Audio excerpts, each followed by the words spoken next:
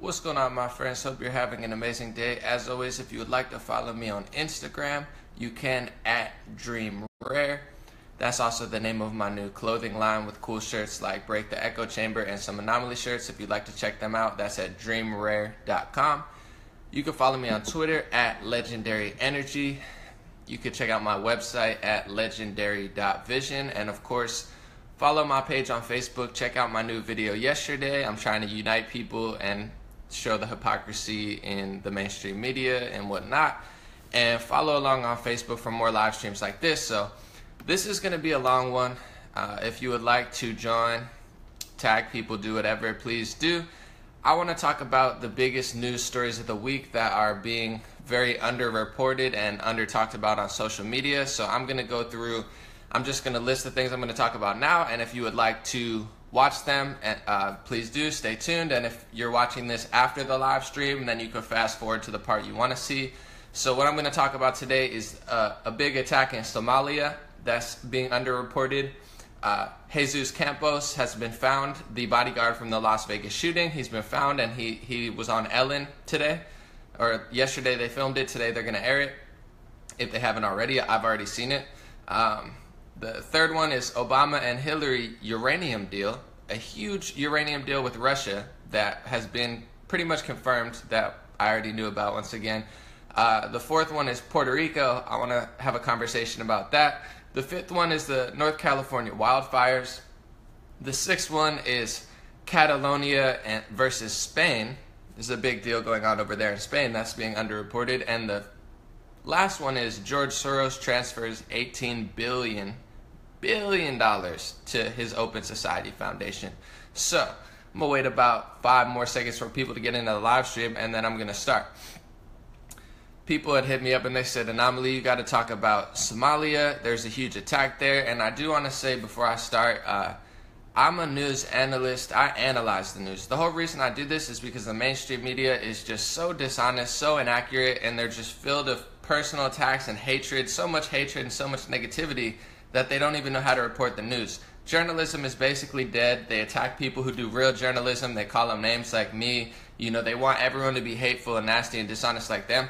So I'm building a news platform as well to do real unbiased news, just get straight to the point, no opinions, just news.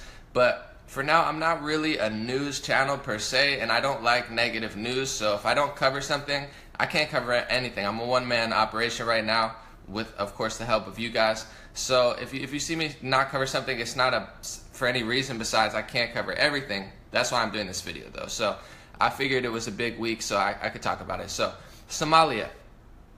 They had their biggest, if not one of the biggest, if not the biggest terror attack on civilians ever. 300 people dead, over 400 people injured. And what I find very odd about it is some of the conflicting and weird reports in the mainstream media. So AP, which is known as the trusted news source, has said that it is a terror organization that has done it. However, they have not taken credit for it. And I'm just going to read, this is a clip right from AP. They said that analysts have suggested that Al-Shabaab, an Al-Qaeda ally, may have avoided taking responsibility because it did not want to be blamed for the deaths of many civilians. This struck me as very odd. First off, I want to say prayers for Somalia, prayers for the innocent people, and God bless the whole world. When 300 people are attacked, I think we should treat it equally, whether it's in the United States, Paris.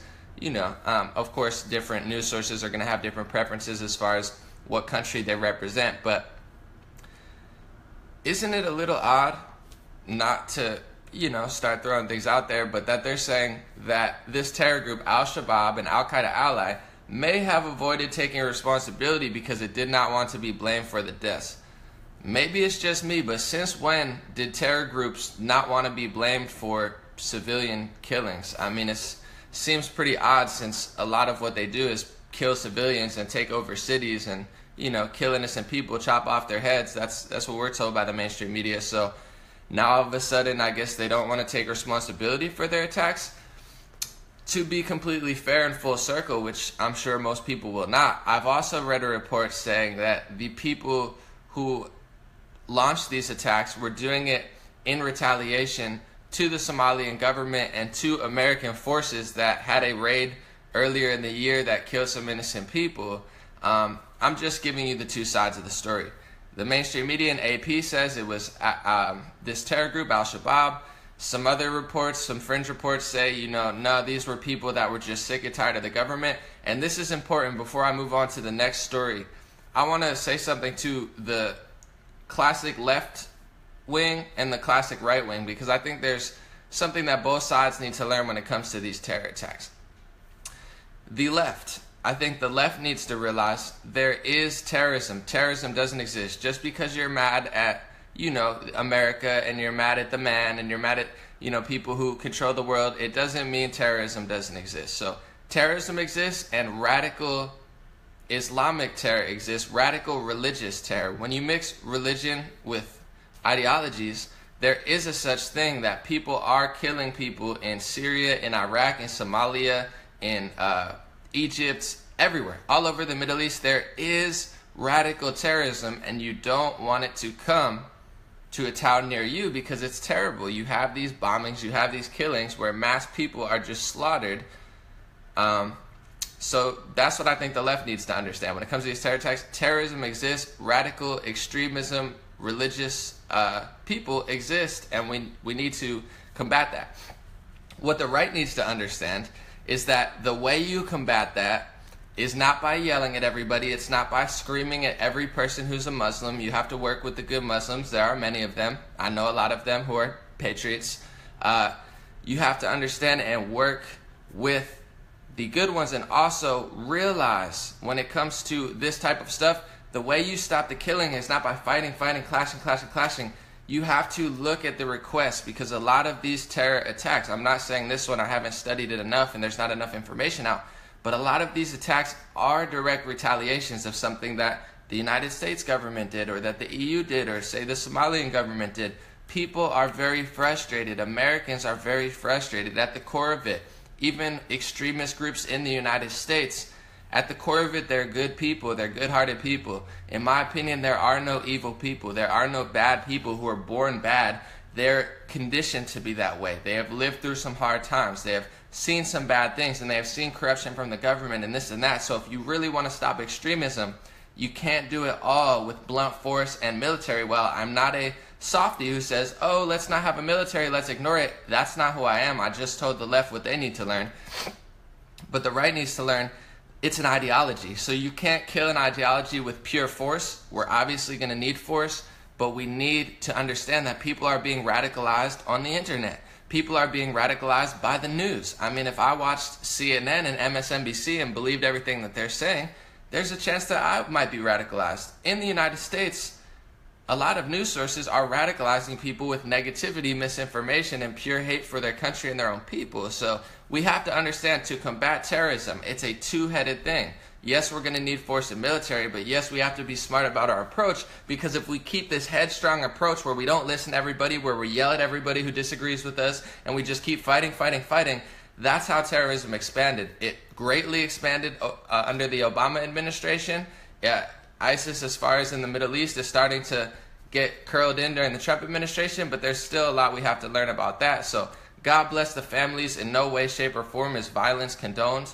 I think it's horrible when people die, but to really stop it, we have to look at it honest and from all sides in order to stop the true extremism, because we're going to get extremists, not just religious extremists. Now we're going to get political extremists. You're already starting to see it in the United States. People are getting so in their zone that they think that they have to destroy everybody and everything in their way. And it's not just religion. It's already starting to happen here. So, have a conversation, show some love once in a while, and don't be so headstrong. And to the left, once again, be realistic about what's going on. Okay, on to the next one. It's Jesus Campos, so I did a video about yesterday. He was missing for 4 or 5 days. The original story was he was the bodyguard. He got shot after the attack, after the gunman mowed people down from Mandalay Bay, and then he got shot. The mainstream media, they switched that story and said, oh no, he got shot beforehand, 6 minutes before. Total change in narrative, totally changes the whole situation as far as when the police came. So he was about lined up to do an interview with Fox, and the dude just ran away. 4 days, they're like, we don't even know where he is, or, you know, he doesn't want to come out, blah, blah, blah. And his first interview, it's going to air today. If it already hasn't aired, I've seen a clip on Twitter. It's on Ellen.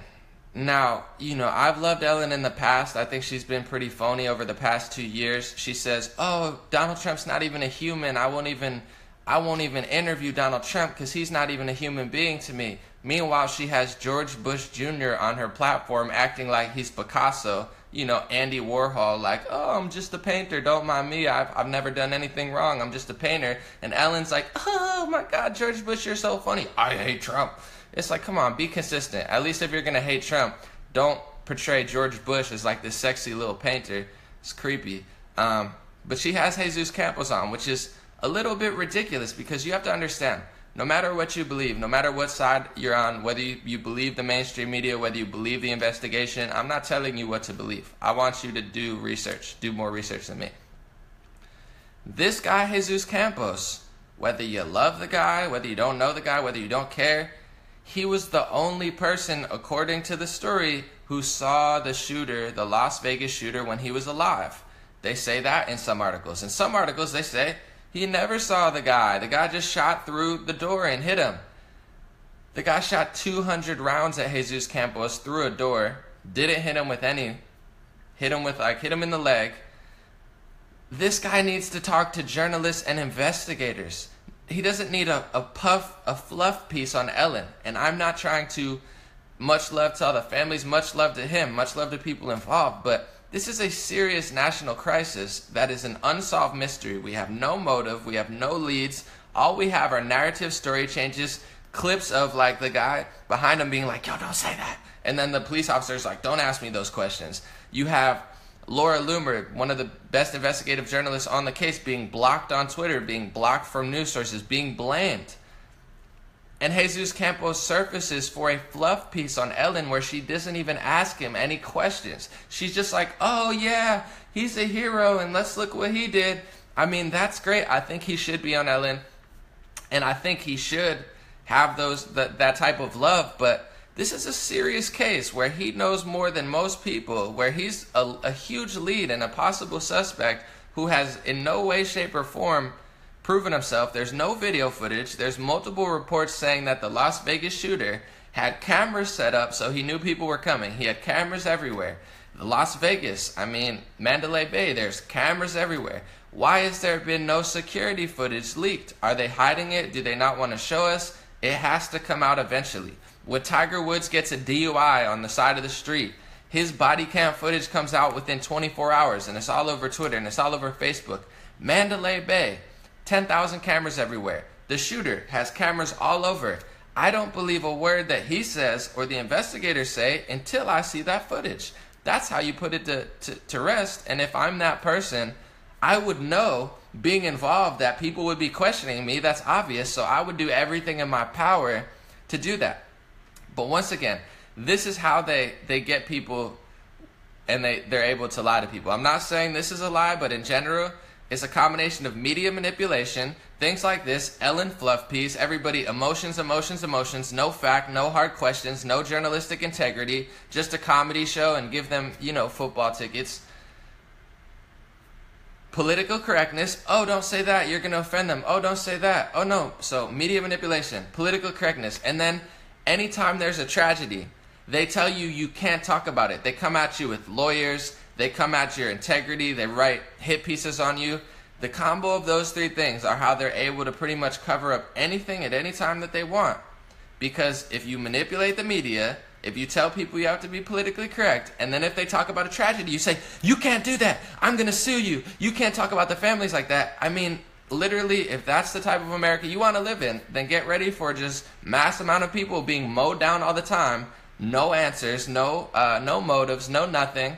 And then you not being able to say a word about it. That's how you close off an investigation, using pure emotions and pure tragedies to say, oh, you're not allowed to question anything. So Jesus Campos on Ellen, if you watch it, so sketchy. She asks him no questions. She doesn't question a word he says. I mean, the narrative changed within a week. It's just so sad to me that journalism doesn't exist, the news is a whole setup. That's just the world we live in, you know. I can't change it. It's just the reality. We don't have journalists anymore. We have no integrity. If you have integrity, you get attacked. And, you know, instead of doing real interviews, now we just throw him at Ellen. Even though there's 10 million questions to ask the guy, he's not answered one of them. I hope in the future that they ask him. Much love to Jesus Campos, much love to Ellen, much love to the families involved in the Las Vegas shooting. For everyone's sake, we want to see the footage. There's footage all over the hotel, and there's reports saying that the shooter had his own cameras installed. If this is the truth, then surely you have footage to show that Jesus Campos wasn't involved, that Jesus Campos really got shot when you said he did, what the guns were doing, if there was anyone else in the room, if all this stuff really happened. Nothing about it's adding up. He had 20 plus guns just sitting on the floor for what they call a lone wolf attack. There's a way bigger picture going on here. There's also a viral video that I'll probably show later of the agent whispering to the sheriff in a press conference. The guy says, hey, did he have a getaway vehicle? Did he think he was going to live? And the agent leans over to the police officer and says, don't go there. And then he's like, don't ask me those questions. I mean, is this normal? I don't know. I'm trying to be patient, but when it comes to innocent people being slaughtered in front of my eyes, I don't have very much patience. I have respect, I have integrity, I have love, but I don't have let's just ignore this and pretend like it never happened. I'm trying to stop attacks in Somalia, just like I'm trying to stop attacks in Las Vegas on innocent Americans. This is not okay.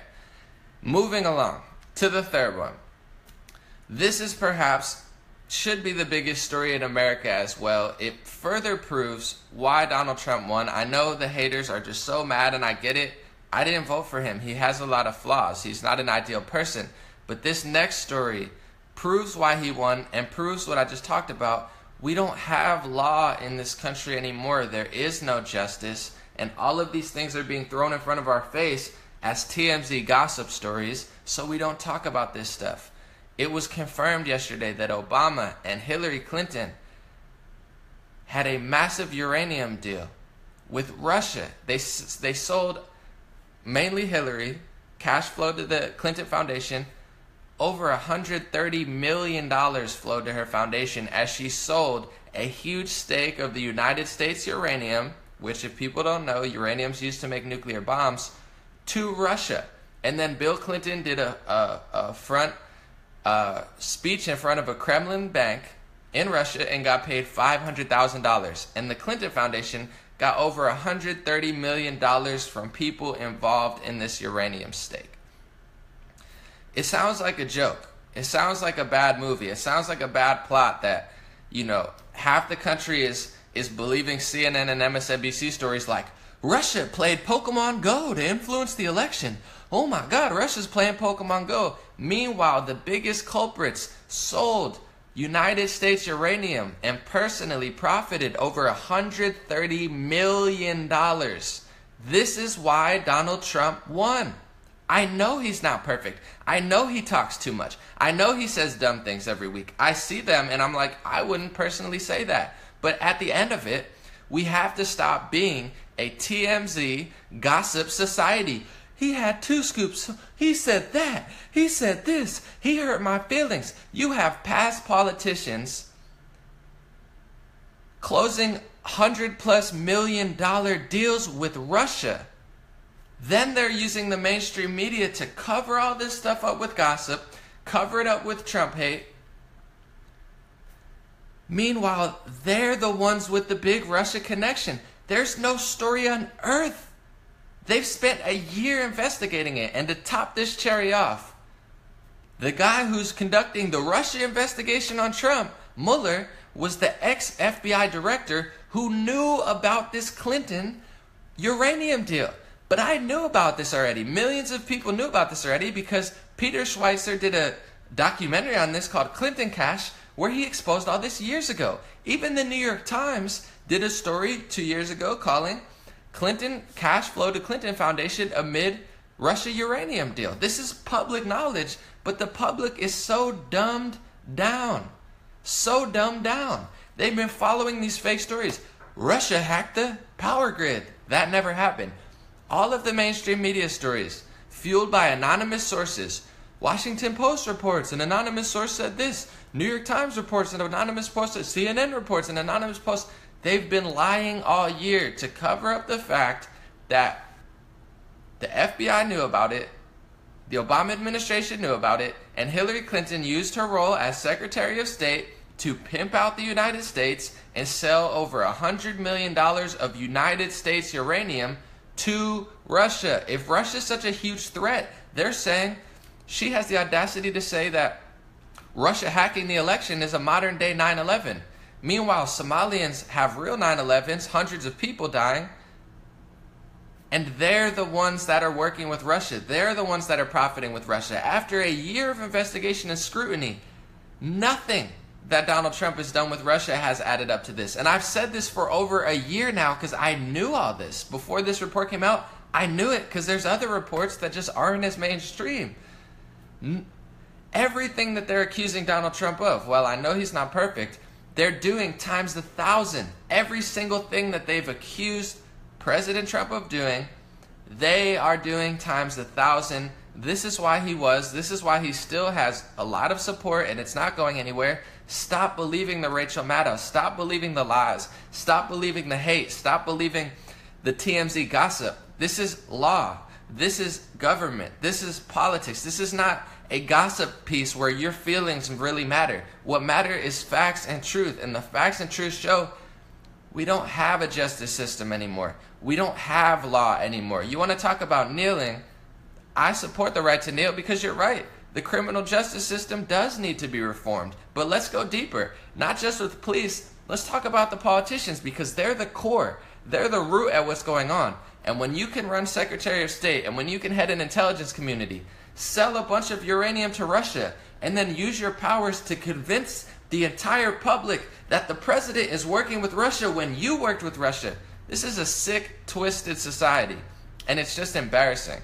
Even when I didn't like Donald Trump, I knew the truth about this Russia stuff. Should be major, major news, but something tells me a lot of the people are just filled with emotion. Facts don't matter anymore. They'd rather just gossip every day and sit in an echo chamber. It's ridiculous. If you really care about America, you will pay attention to this story because there's a lot of people who've done a lot of bad things who are now controlling the media to make a shiny little object so everyone pays attention to Trump so they can get away with their past crimes, which are way, way worse. As you're finding out with Hollywood, who's been pointing the finger at Trump all year, and Molly Ringwald is coming out saying, hey, a married director forcefully kissed my throat when I was 14 years old, and he was an older married guy. Why are Hollywood directors raping little kids, and Hollywood never said anything for 30 plus years? Meanwhile, they're pointing the finger. It's all a big game to distract you from the real core of it.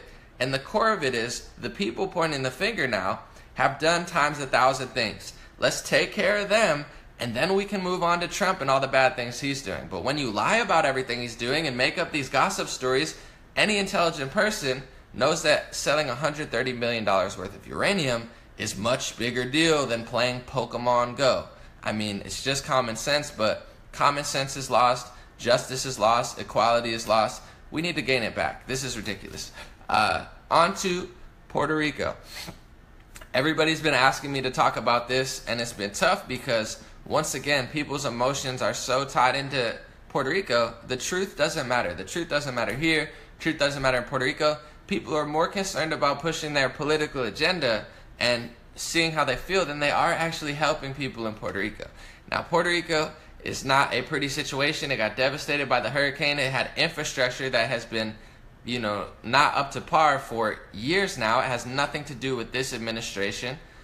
It's their infrastructure destroyed.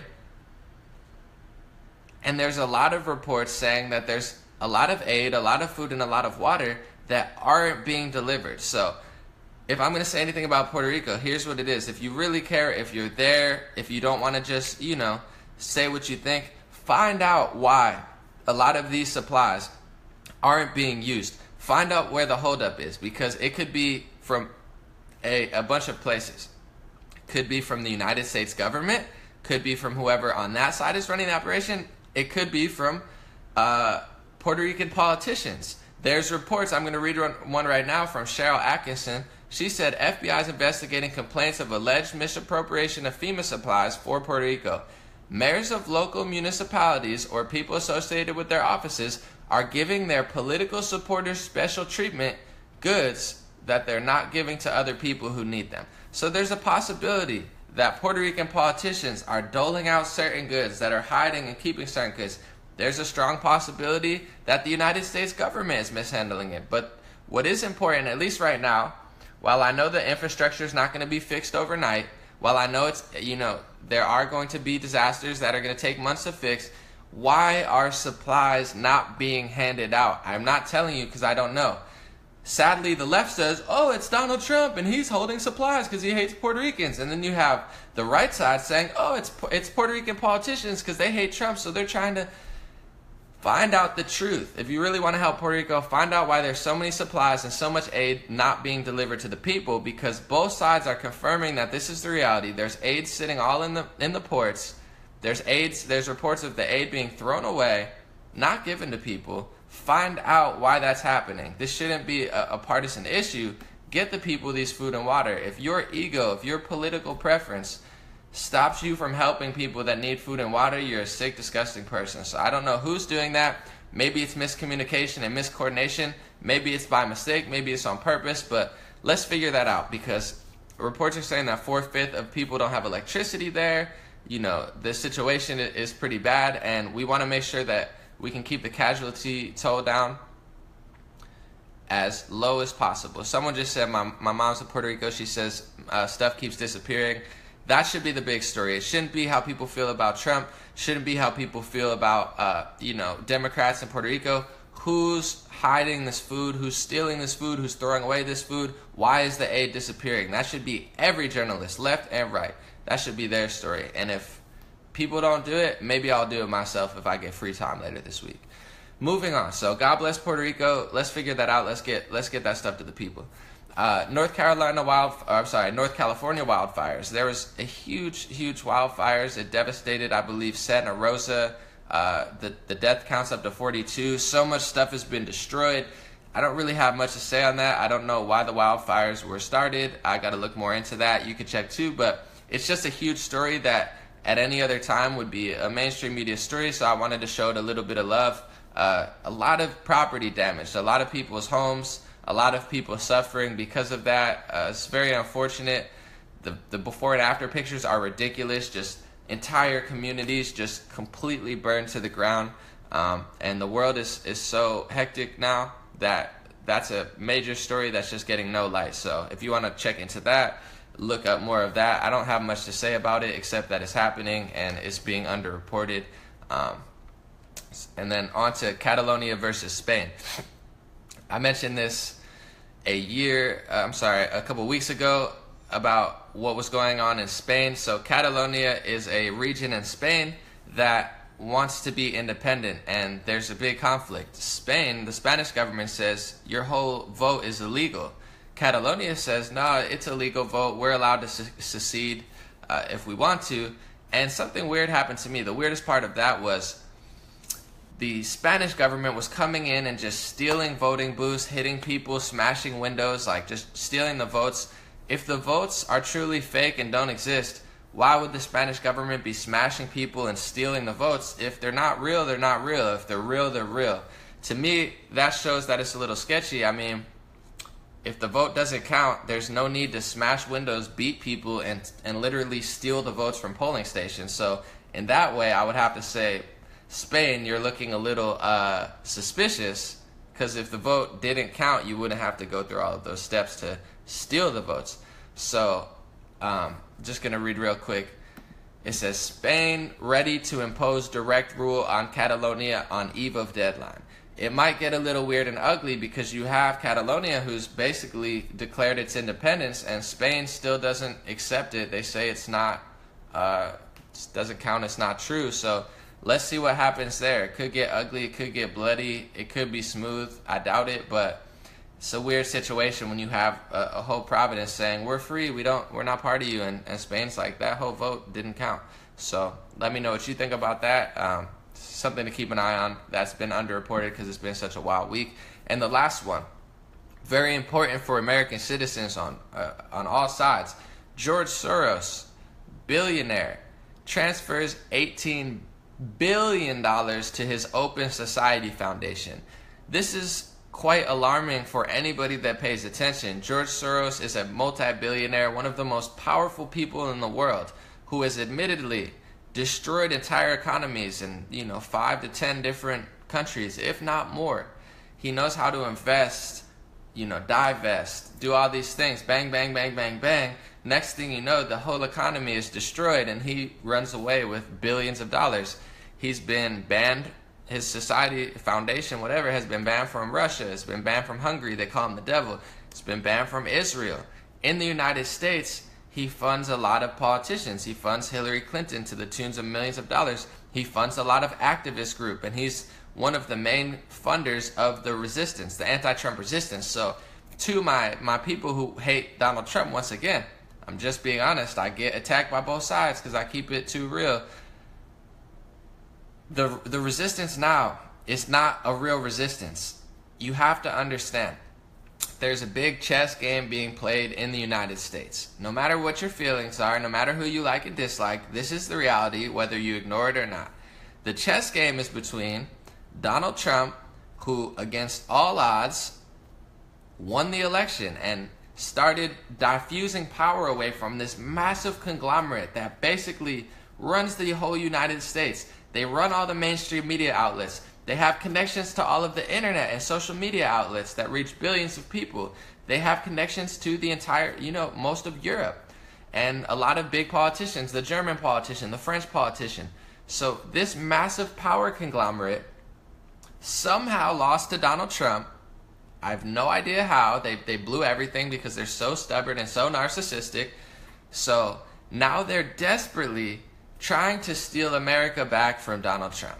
Everyone knows this. Even Glenn Greenwald, who's a very fair, balanced reporter, he doesn't like Donald Trump, but he's trying to wake people up to reality like, hey, I get you don't like him, but it's not what you think it is. This is the truth. It's Donald Trump versus George Soros, Hillary Clinton, all of the mainstream media besides like half of Fox, politicians in Europe. It's the whole world against Donald Trump. And this power conglomerate is not this pretty sunshine flower that you think it is. So when you see these resistance movements getting stronger and stronger and stronger and stronger, it's not all organic. Of course, some of it is. Donald Trump is very widely hated, and a lot of it has been manufactured by the media.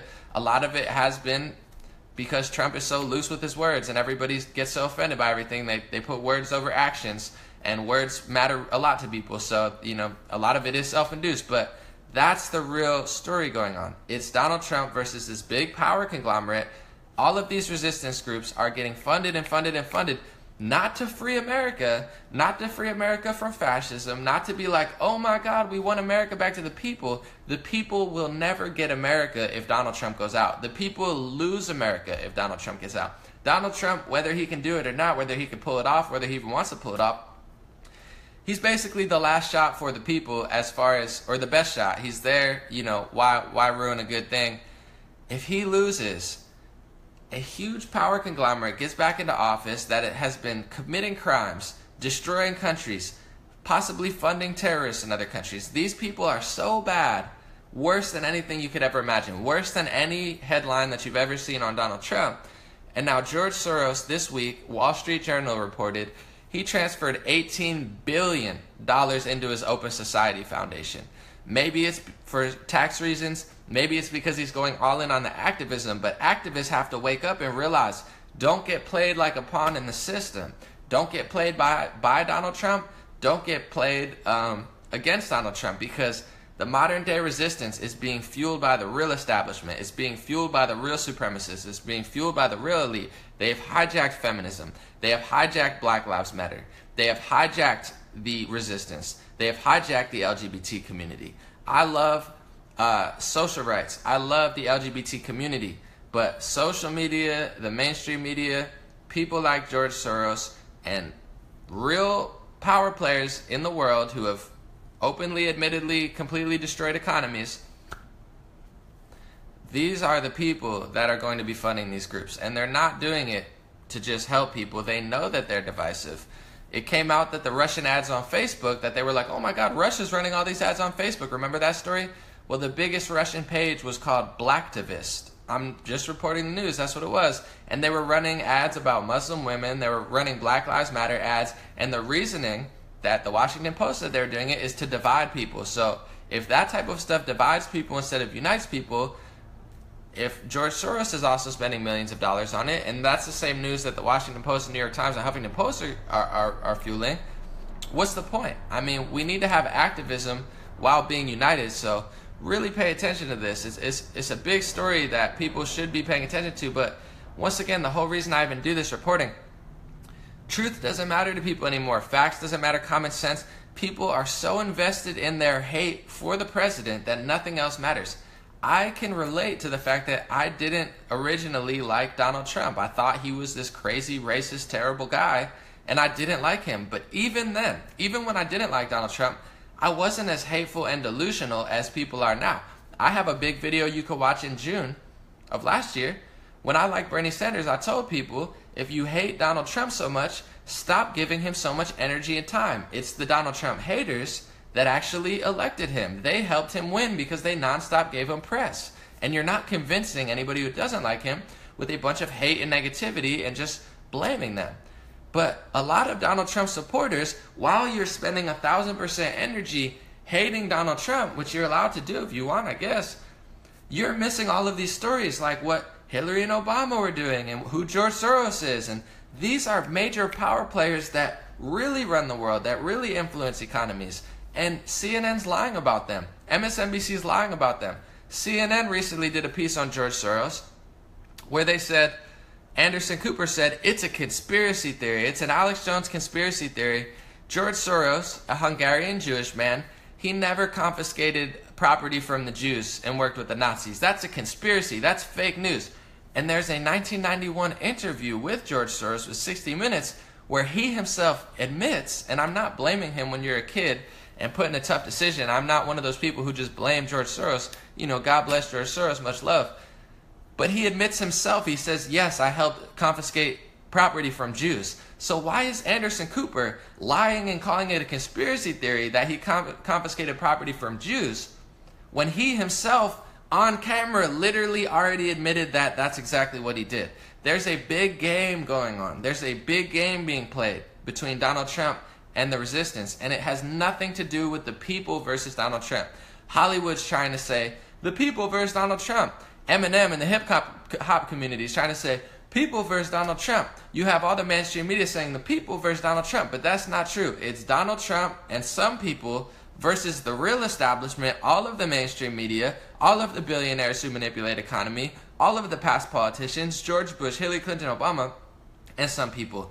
That's what the real battle is. It's not the people versus Donald Trump. Whether you love him or hate him, that could not be more false. So these are the news stories that I've reported. Once again, Somalia attack, Jesus Campos on Ellen, Obama and Hillary Clinton knew about the uranium deal, Puerto Rico, North California wildfires, Catalonia versus Spain, and George Soros transfers $18 billion. Let me know if you like this thing. I try not to get into all news sometimes and just focus on certain stories and, you know, try to bring people together. But I got a lot of requests this week. You got to talk about this. You got to talk about this. So I figured I'd just make this big video to get some underreported and underspoken about stories. Thank you so much. If you'd like to support my news analysis, I'm going to put my links below. Right now it's 100% funded by the people. YouTube is chopping people up. I saw a big page on Facebook get deleted recently, and you know, I'm just praying, as well as watching what I post, that I don't get targeted for some reason, because it's a beautiful platform. I appreciate it. And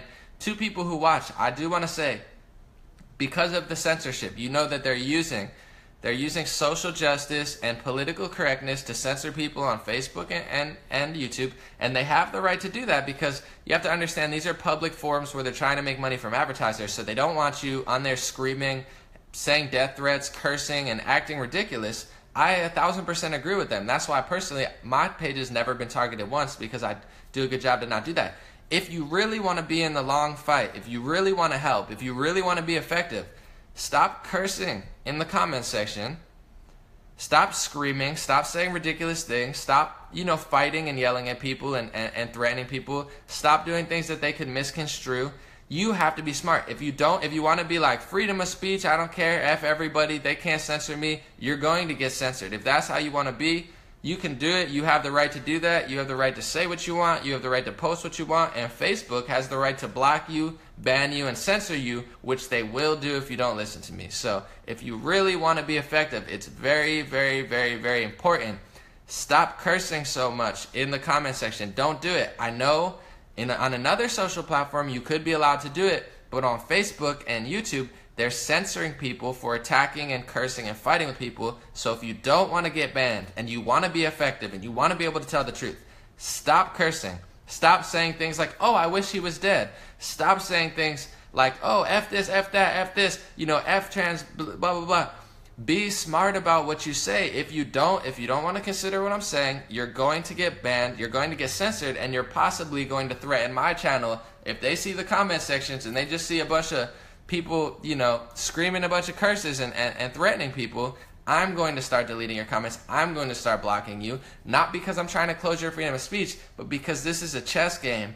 Facebook and YouTube are billion-dollar public companies that are trying to make it family-friendly. So they don't want you cursing there. It's a threat to their advertisers. It's a threat to their, possible political agenda. And it makes no sense if you're trying to convince people. It's never going to convince other people to agree with you. It's just going to get you in trouble and me in trouble. So that's just my last little side note. If you don't want to get blocked on Facebook, like many progressives and conservatives and, left and right-leaning people are, don't be so reckless. Think before you type something, because they have the right to do whatever they want on their platform. Please consider that. Thank you so much. God bless. My link is going to be below. Have an amazing week. I'll be back soon. Also, check out my video real quick. If you haven't, I did a video using Van Jones explaining why Democrats and liberals really need to listen if we want to unite. Just like I say to conservatives a lot of time, I have that rare ability. I can unite people. People on both sides listen to me. So don't hate it. Consider it. And liberals and Democrats, tag a friend, share a friend. Hopefully they'll consider it. We need to stop treating each other so terribly, have a conversation, and be the United States of America. United we stand, divided we fall. God bless.